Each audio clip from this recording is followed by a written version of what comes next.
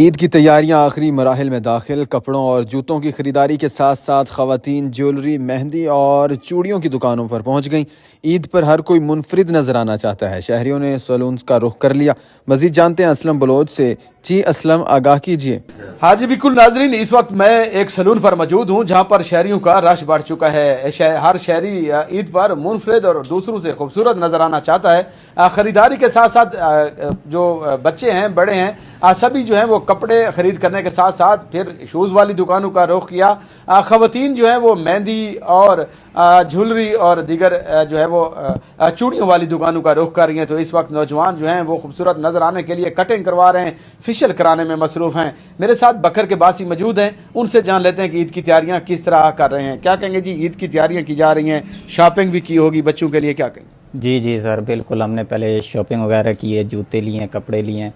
अभी हम आए इधर सैलून पे ताकि ईद के दिन हम दूसरों से मुनफरिद नज़र आएँ।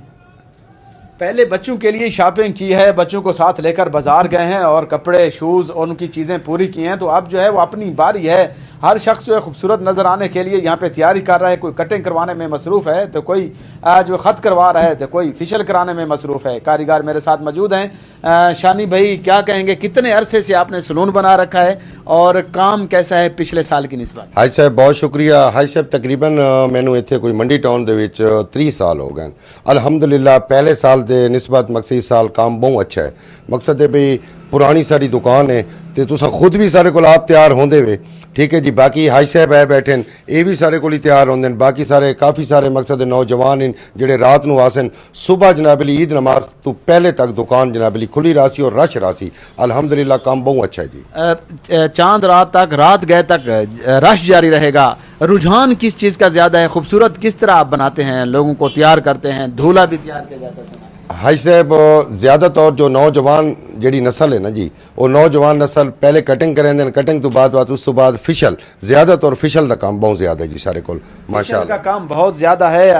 हाजी साहब भी मेरे साथ मौजूद हैं। यहाँ हर उम्र का शख्स जो है वो खूबसूरत नज़र आना चाहता है, ना बच्चों पे और बूढ़ों पे, बल्कि हर उम्र का शख्स ईद पर खूबसूरत नज़र आना चाहता है। क्या कहेंगे जी, आपकी हाई साहब तैयारी है, बच्चों के लिए क्या लिया? जी, बच्चों की ख़रीदारी की है, कपड़े, जूतियाँ, उनके खिलौने मिलौने सारी चीज़ें लिए हैं। उसके बाद अपना इधर शानी हेयर ड्रेसर पे ख़त करवाने आते हैं और अभी ख़त करवाना है। इधर ख़त बहुत अच्छा करते हैं और कटिंग भी बहुत अच्छी करते हैं।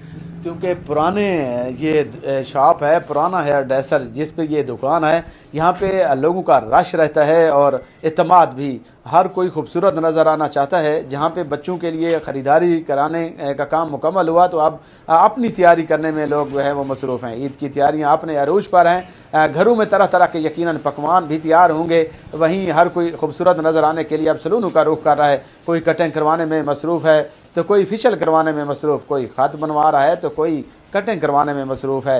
रात गए तक शहरियों का सैलून पर रश रहेगा।